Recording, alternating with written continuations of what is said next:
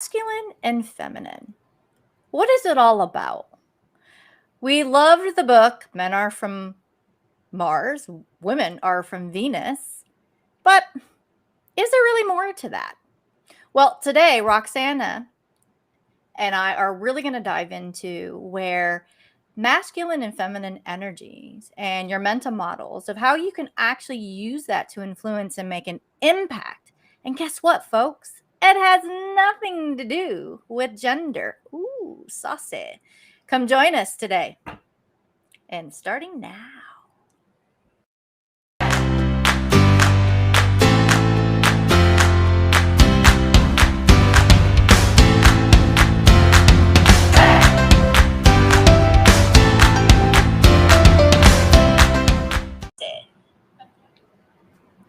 Welcome, everyone. We are streaming live.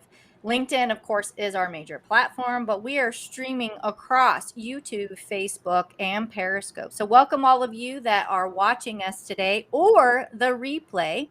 Today's topic is on masculine and feminine styles to influence your impact. And so I'm going to start with you, Roxana, kicking us off when it comes to masculine and feminine styles. You wrote an article about this topic. Yeah, I did. And actually, that was a couple of years ago where I don't think we realize enough how much we've moved from one leadership style to another across the years. We moved from the authoritarian style, from the know it all style of leader to the more collaborative leader, to the more empathic leader. We talk about empathy, about listening, about really listening to understand. So we moved, if we look at it, we really moved from a very typical masculine style of leadership to a more feminine style of leadership. Whenever we talk about inclusion, that goes very well with the feminine style rather than the masculine style. And again, it doesn't matter what gender you identify with. It's not about that. Yeah, and let's talk about the difference between just the energies, and then we're going to talk about mental models and share about that. So I'm just going to read it off. We're not going to do any screen share, right? We decided not today. So those of you watching right now, if you have any questions when it comes to the masculine and feminine mental models, how you think, or energies, or having opinions, please share them today. So yeah, actually, before we start, I would like to ask people watching now to think about what their style is and what their energies are. I love it. And share with us, because we all have masculine and feminine energies and we lead with them depending on the situation. So what are yours? Oh, yes. And so here we'll talk about masculine. So when we think about masculine, they describe it as logical. They describe it as confident, focused, strong, stable, clear, assertive, and goal-driven. And the other half of it, of where we talk about feminine energy, is intuitive, generous, nurturing, creative, collaborative, caring, receptive, and grateful. Now, these aren't all of them. There is a slew of them out there when it talks about the feminine and masculine energies. You can even find out like the wounded feminine and masculine, but we're not really going to dive into that today. But I find it interesting because when we talk about the modern leadership, or when we Googled and looked up even millennial leadership, it was a conversation that we were having. And you know me, I Google everything. I'm like, oh, what's that in there? Don't we all? Yeah. And it's really the trend. I mean, you don't even really have to Google it these days. I mean, you see it in Simon Sinek, you see it in all of these people that are talking about leadership, of channeling that collaborative, being intuitive, and really understanding people. In organizations, when we're trying to shift the culture and really talk about human workplace, which is all about what we focus on, that modern workplace, is channeling some of that feminine aspect of how we lead, and I'm just going to call it a style, because it has nothing to do with your gender. It's just a style and the energies that you're channeling at the moment, because we need both. We need to be goal oriented. Hey, I'm a business agility coach. We talk about meeting goals and being goal oriented all the time. We even practice that in just general coaching. So we definitely need both sides of the coin to make a whole, right? Yeah. And to be able to, whenever we talk about influencing, um, again, let's define what we mean by influencing. It's all about how we communicate to other people so that they actually understand exactly what we mean, or something that's very, very close to what we wanted to communicate to them, and actually move things a step further. So whenever we talk about influencing and we talk about the masculine and feminine, knowing that we all have these kinds of energies depending on the situations that we're in, that's how we are going to be able to connect better with the people around us. And especially when you need to lead a team, for example, like I do work on that a lot, and you can expect definitely that you will have a lot of people on the team with different energies. So they're gonna resonate with you because you are talking from this energy or the other, depending on the situation, right? So it's all about finding that balance and knowing, being aware of what happens to you, being aware how you react and what kind of energy you're using depending on the situation that you're in. Yeah, I was trying to, we had a LinkedIn, we got rainbows. We What are have those symbols? rainbows. Yes. Yeah, it wasn't coming up in the Yin and overlay yang. because I just We put it have a, in. yeah. Yeah, Yeah. So if yeah. you're putting that, do it again so we can actually see on there. I'm actually switching for our chat overlay here, but where's our? Oh, there we go. That's a little bit better. Now, focus, V.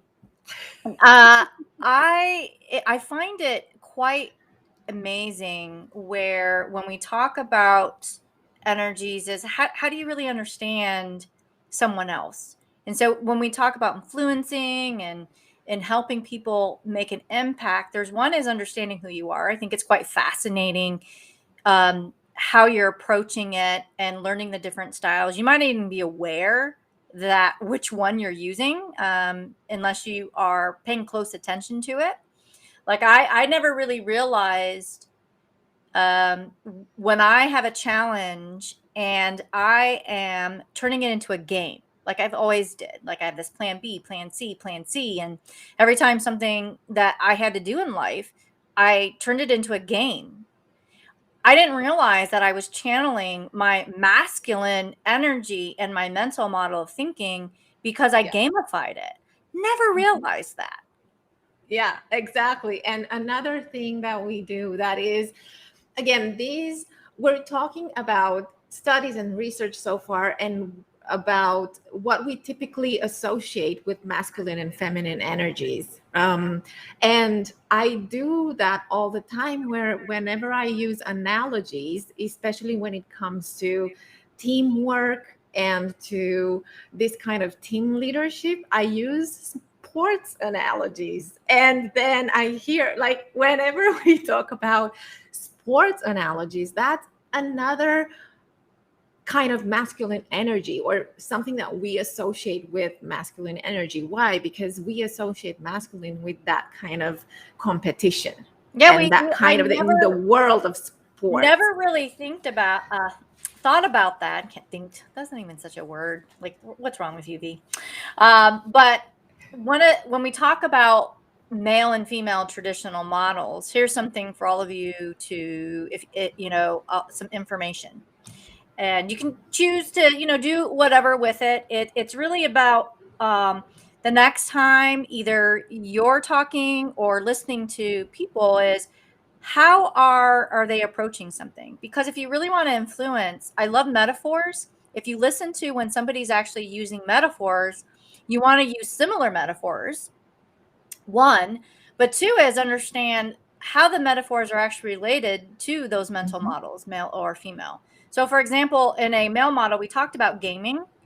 A mental model, how they take action, is they don't really look at things seriously.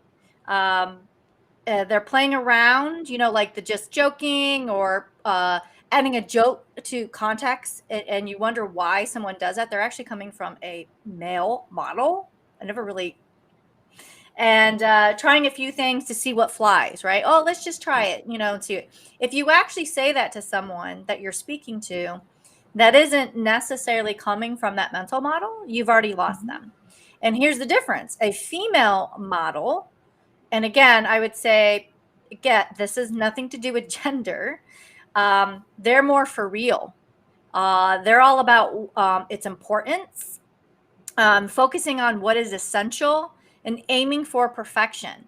So Yeah. I know a lot of men out there that care about these things, and if I was to make light of something, they're not going to appreciate that either. So again, Yeah. it really depends on what mental model and it's very contextual.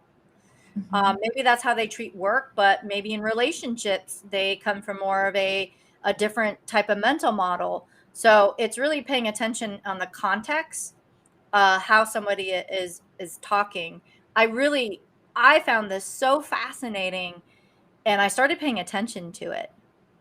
Yeah. No, same here, because I don't think how much we realize, and again, we live in a world that's changing, and I don't think we realize how much we've created these models, and how much they affect the expectations that we have. Because, and Yeah. this explains why, for instance, when women are more assertive, they're misunderstood sometimes, because that creates the expectation. We have a feminine and a masculine model that creates the expectation that if you are identifying with the female gender, then you're going to be more collaborative rather than competitive. So you're going to be more accommodating rather than assertive.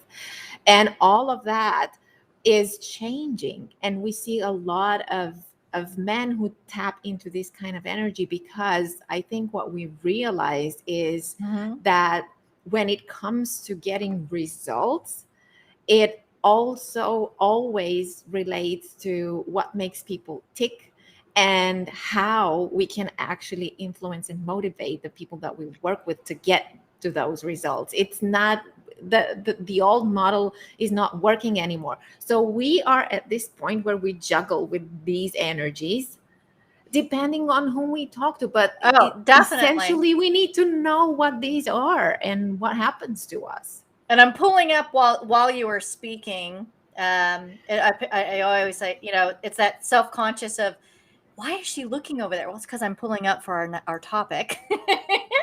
uh, and I had something on here, and I'm pulling up because I thought it was quite interesting about androgyny and how our Yeah. brains, based on some of the research, and what they realize when they talk about sex in the brain is that they've argued over a long time about the male and female and how the brains really are. But what they realized is the distribution when they talk about our brains being more androgynous. I can't even say that And word. androgynous. Thank I think you. that's the Tongue beauty of twister. lives.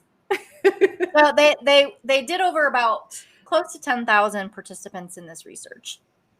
And Mhm. what they discovered is a subsample. About 25% of the brains were identified as male and 25 as female. And imagine this, 50% of that sample were actually distributed across both sections. So that means that 50% of the people that they did in this research, that's where they call the androgynous. Did I say that right? Ooh. Is that they have both.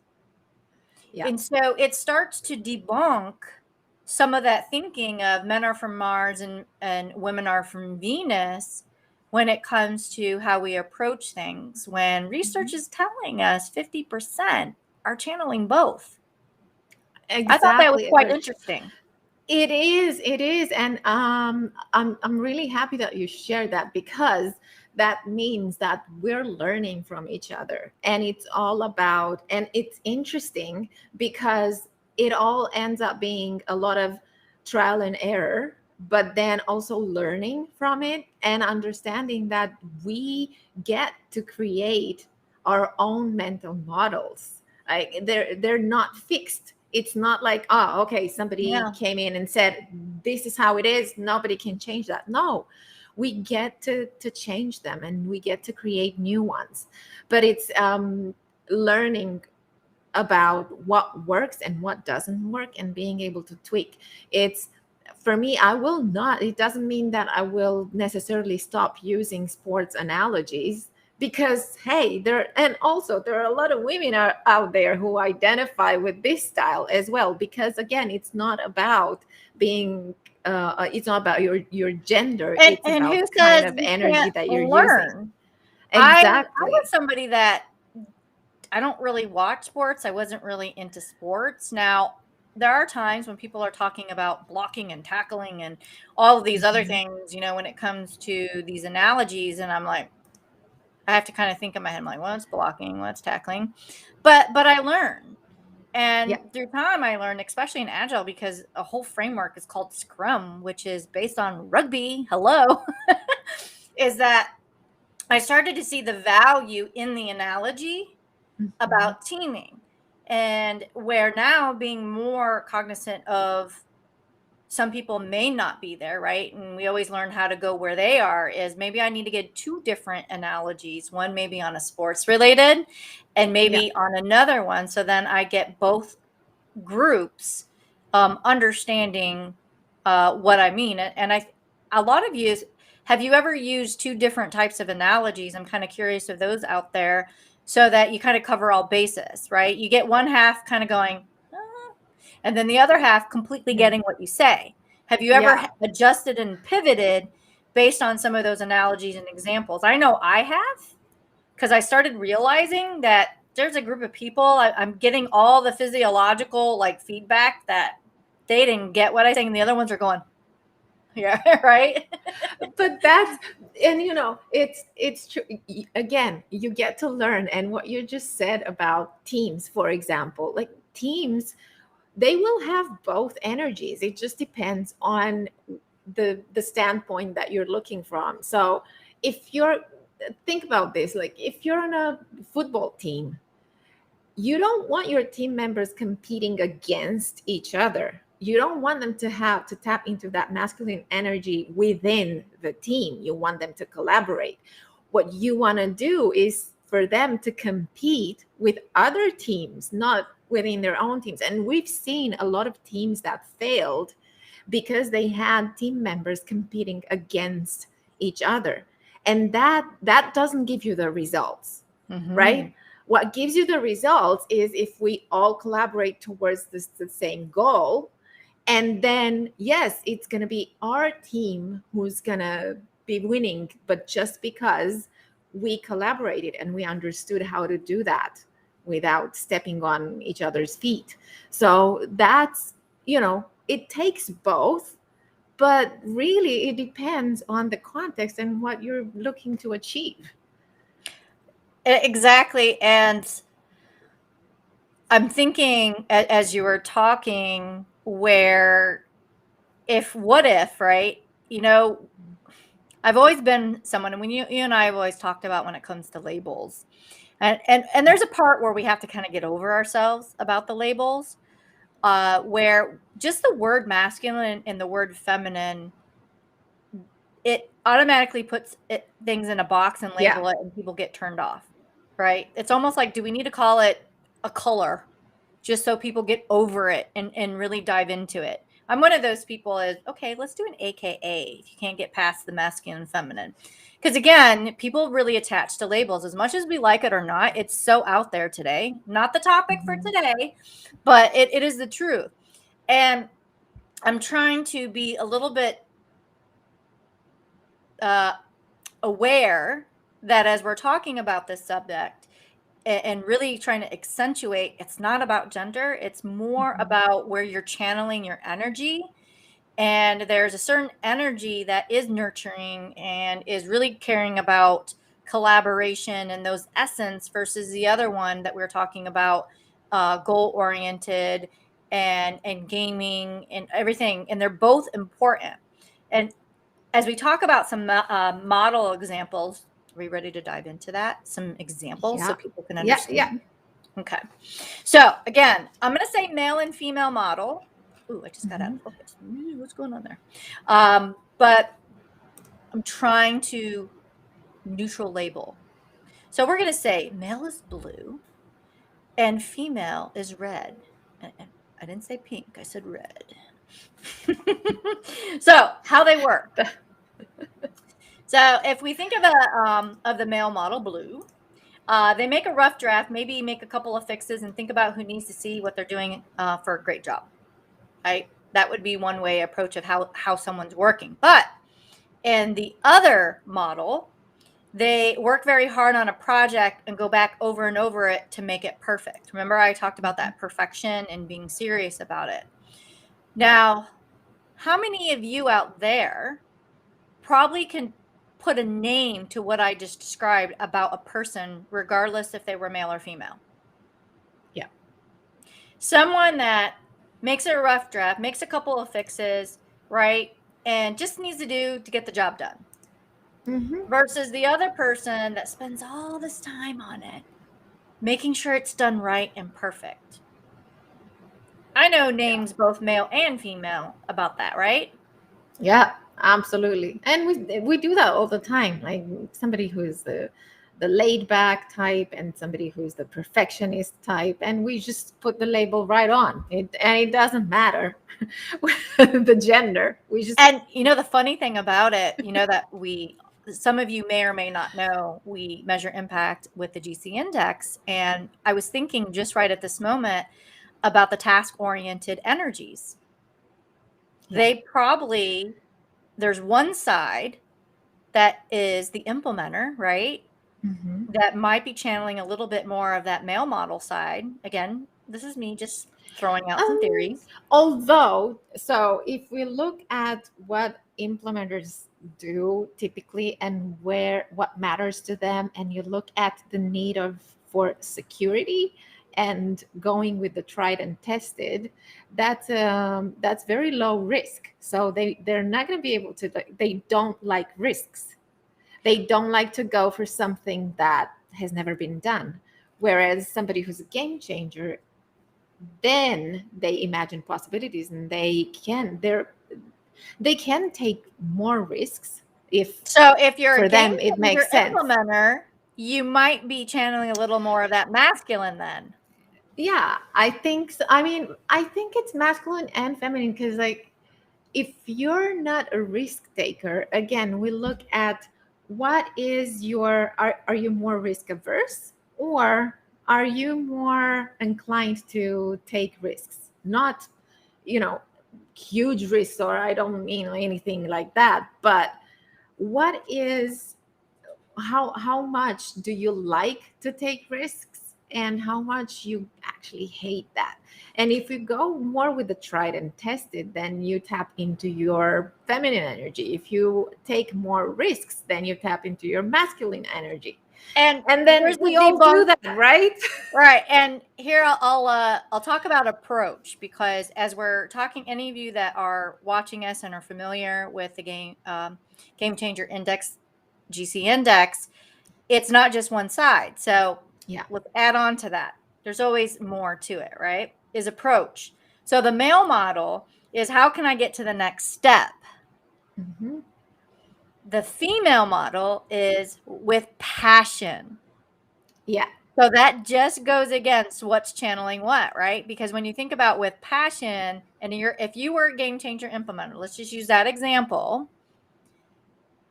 That approach is probably from the male model, but if you are a game changer implementer, you might be approaching it with passion, doing it, and it might come from the female model. So one side of it is how they work might be masculine, but the approach might be feminine. Now that's exactly interesting, right?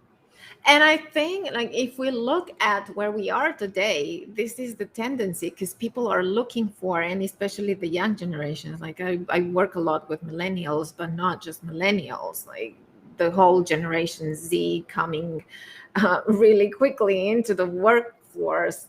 They are all about purpose of what it is that they're doing. They're not going to get a job just for the sake of getting a job, or if they are, they're not going to stay for too long because they need purpose in the job. And that is another feminine model of leadership.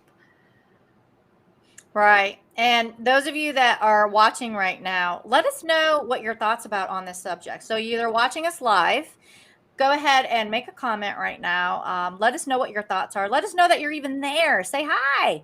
And if you're watching the replay, go ahead and also add it in a comment, because as you're watching this, we do pay attention to the comments that are in, and people still keep talking. So I think Yeah. this is a very fascinating subject, and we'd love to hear from you. Now, here's a couple of more examples, because a lot of And times people also, are trying I to wrap their think head around it in context, and you exactly. can listen for these things. This is our point. You don't Yeah. have to have this like decoder or test somebody. Just listening to this, you can see it. So here's another thing in meetings, right? So in context of work, meetings, we all Mhm. have meetings. Yay, meetings. I'm being sarcastic. So male model, they speak strategically, right? They want to make sure that their point is getting noticed. Mhm. Now, here's the other side of that. They tend to apologize before they say something. This might be a stupid question, but Mhm. Yeah. this is probably And I where, and this is probably going to open up a can of worms even more and going deeper about this, is Yeah. why there's a lot of confidence coaches and really wanting to elevate women in the workforce today of exactly what I just said. We're probably, and I hate to say it, but I'm going to say it this way, and some of you can challenge me. That's what the comments are for, is we are wanting to nurture the great things about our femininity in the Mhm. energies. But when it came to that example, which one do you probably want to channel more? I mean, I'm just being honest here. Do you want to apologize, right? Before you say something? Or would you want to speak and make your point and make sure it's noticed? Which one? Mhm. So, those of you that are wanting to embrace the feminine side in leadership, and the reason why I'm pointing this out is we also still want to embrace the masculine aspect of it. You don't want one or the other. We talk about how we want to elevate women out there, but we also want to elevate them and really notice that it's not just the feminine, it's also this masculine part. Yeah. Um, And again, and this is I those think buckets. And this is why I'm it saying that. is. It is. And it's, first of all, it's, if you think about it, like for me, for example, that's upsetting that we're putting the words masculine and feminine on these two ways in which people get to express themselves, because I've seen a lot of men doing that, a lot of men who are not sure about how Mhm. to communicate, and or not necessarily that they're not sure, but even if they are self-confident, sometimes they just do that to open up the discussion and to let the others in the room also express their opinions, because if they are in an authority position and they want to share something and they want people to share something as well, sometimes this is how they open up. And I find that if you're a man going there and communicating like this, we're not yet at that point where we accept that, because we expect the logical, we expect the assertive way from men, and sometimes they just communicate differently, and we don't know how to make sense of that, and we judge it from this perspective of, "Ah, It's they're not but and this is confident enough, they're not." and this is why it's multidimensional. So this is why Exactly. I'm bringing this up, is it's because here's another thing I'm going to share is being respected versus being liked and how that's approached. So Yeah. we already talked about where how you work and how you approach work, right? Passion or whatever. So if you are speaking up in a meeting, how you speak up and how you are focusing on being respected and alike. I want to put those combinations together because it's almost related to what you're saying. Is in the male model of that thinking, they don't really care about being liked as long as they're respected. That's where they're aiming Mm-hmm. for. And so how they communicate might be related to that. Yeah. Whereas the female model is being liked more than respected in the work environment. And that might be how they're channeling and communicating. So when somebody is trying to get respect, they might not care about being liked. Mm-hmm.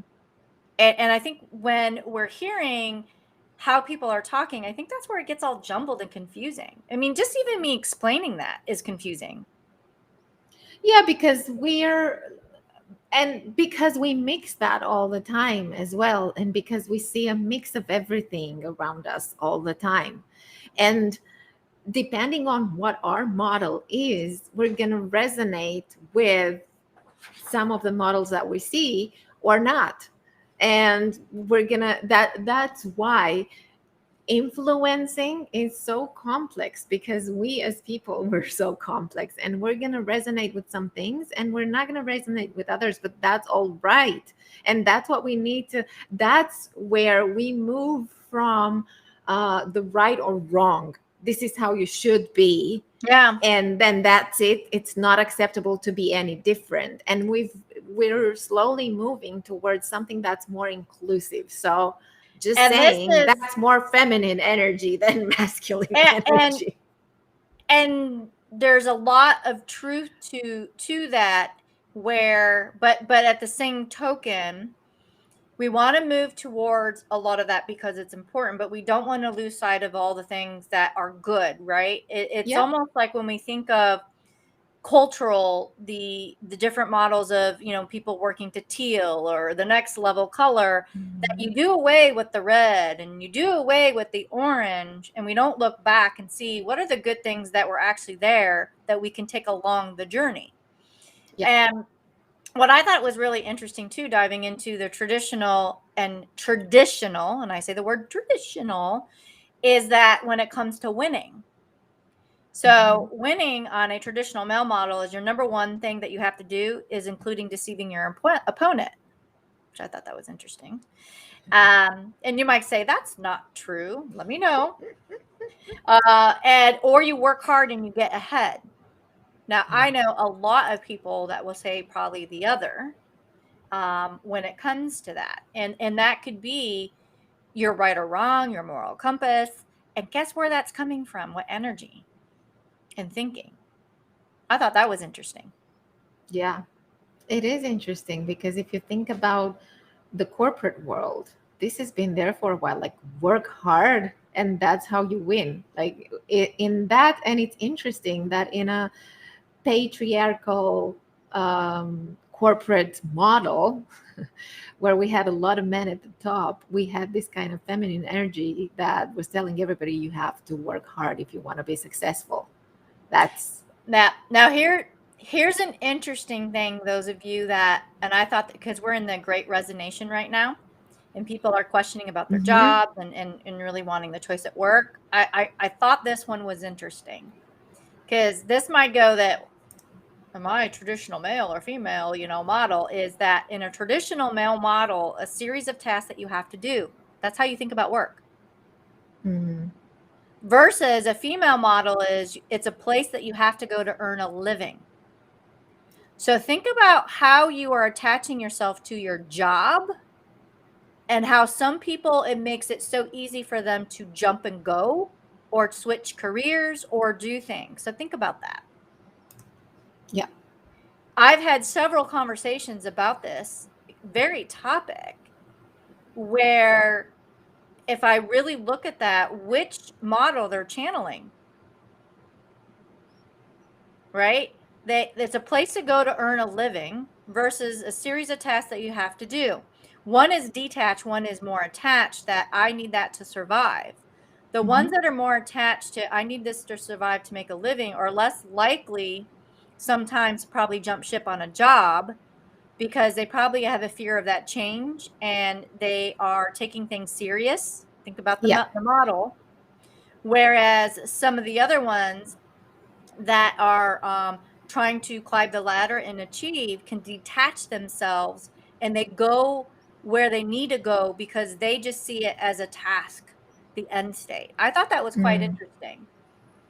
Yeah, and that doesn't mean that, so you can do that whichever way fits you best. It doesn't mean that, there's going to be one way that works better than the other. Like you can climb the ladder by moving from one task to the next, or you can climb it because you know what your overarching purpose is and you want to get there, and you're going to find those steps to get you Yeah. there. And this is where, as we're talking about it, and we talk about the millennial generation, this is why I find this fascinating and why I'm bringing this up Yeah. as we're finishing up today's conversation.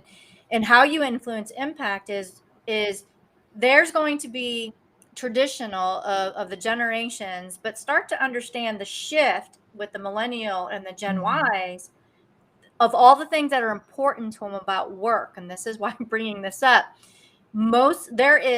It's a combination of 50-50, because here's another thing when it comes to risk, like that, an opportunity where you could win big or lose, a danger to be avoided.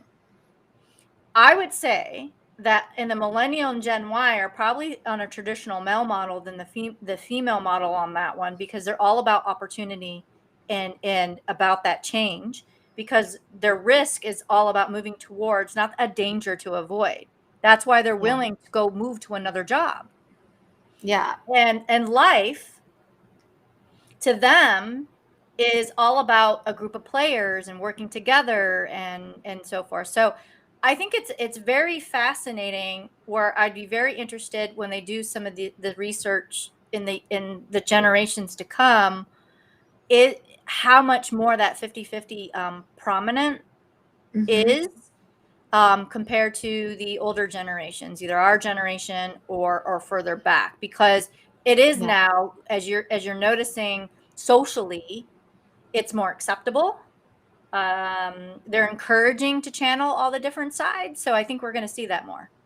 Yeah, we're definitely going to see that more, and it starts showing more and more. I mean, even in the people that I work with, right? It's like I Yeah. can see that all the time, where they find that balance. And it's um when it comes to being flexible and what we said last time when we were talking about being able to influence, how much are you able to be influenced?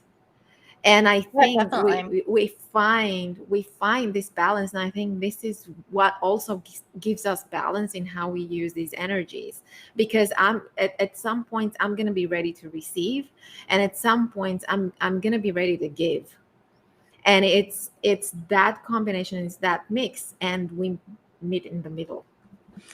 And really, to close this up, it's never about judging or really worrying about the models of people and how to change them. If you're really thinking about influencing and meeting them where they're at and trying to get them to come along when it comes to influencing and changing to a modern workplace, it's about understanding where they're at right now, whatever model it is. Because if we come with acceptance on where they are, is listen to what they're saying and how they're thinking about things, and the metaphors, right?